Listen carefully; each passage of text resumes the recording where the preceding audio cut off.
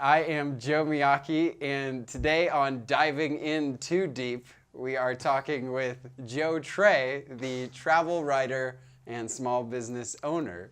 For those people that say they want to ride across the country, they want to get a motorcycle, but they say, I don't have enough time and I don't have enough money, but I know I want to do it eventually. What do you say to them? It's just a loaded question. When I did my 2-month cross country ride, I'd been putting it off for about 2 years at least, maybe 3. And not to be a downer, but what had happened is I just finished another California trip with my dad. He'd flown back to Connecticut where he lives, and about 2 weeks after our trip, he was hit and killed on a motorcycle. It really messed with me for a while, and a lot of people said, are you going to ride anymore? And it's like, well, it's in my blood. It's what I do, so I wasn't about to stop. But it was my wife who actually said, you know what, you just have to do it because you just never know. So when people ask me that question, I've known a lot of people who've had, good times and hard times. And now I sound like a Led Zeppelin song. But truthfully, money will be there, jobs will be there. We just never know, what's going to happen. And I've really tried to shift my thought process away from maybe being a workaholic and being in an office to saying, you got to do these things. And so I just say, go for it.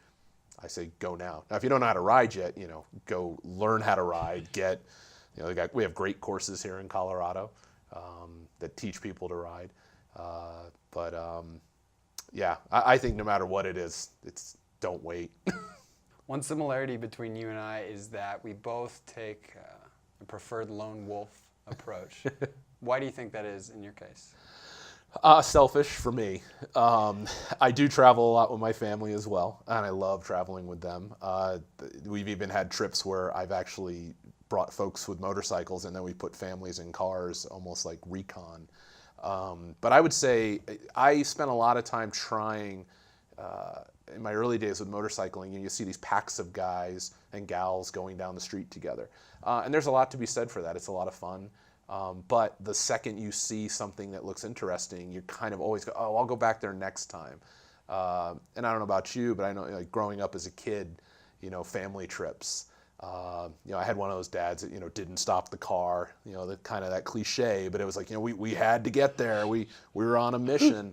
And as I got older, I said, I'm going to stop all the time. I'm going to take photos because I may never be back to these places. And it's just so much easier to do that alone. I've met some people since then that have been really great, where they're just like, take me with you and stop whenever you want, do whatever you want. In the beginning, that was even harder, but I've got a couple guys now that I really trust that when I change the plan, they really are okay with it. So I know that's for me, that's what it is. I don't know. Yeah, I don't know specifically what drives your lone wolfness. It's okay. We'll dive into that next time. How do you incorporate your family into it so that you still have a good family life? Yeah.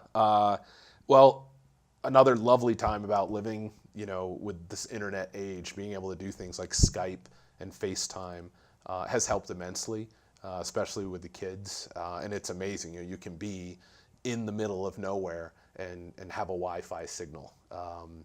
That's allowed me to really kind of keep in touch with them, while I'm on the road. Kind of have a rule: I don't miss birthdays. I don't miss special occasions, although I've been recently told I did miss a wedding anniversary once, which was planned, but I try not to do that. And I do try to make up for it with the trips that we do together. I did have one time I almost did not make it back in time for my oldest daughter's birthday, so I actually called my wife and asked her to drive to Grand Junction. I was in Ely, Nevada, and I said, if you can get to Grand Junction, I can get there so I don't miss the birthday. And we actually spent the weekend in Grand Junction. So I think my family knows I'm dedicated to them, but this is something that, makes me better when I'm around, that I get out and do these things.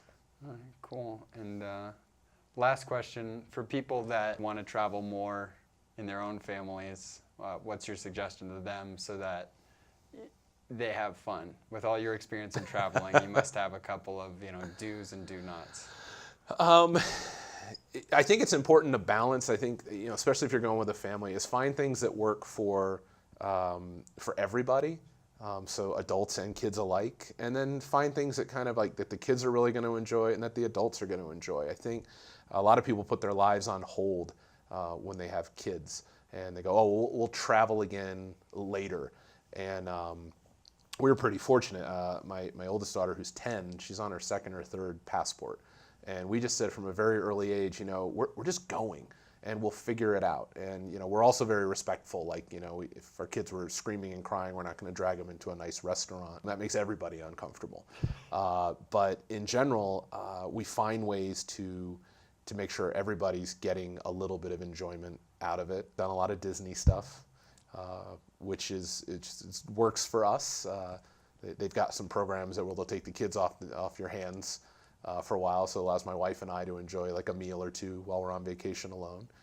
And the kids are really glad to get away from us as well. I think that's underestimated. Parents don't realize that even at that age, kids want a break from their parents. So we try to make sure everybody gets what they want out of the trip when we're coming together as a family. I hope that answered that well. Yeah, yeah, thanks. All right, and that is the first portion of Diving In Too Deep with Joe Miyake and my guest Joe Trey today. Thank you, and we will be right back with more.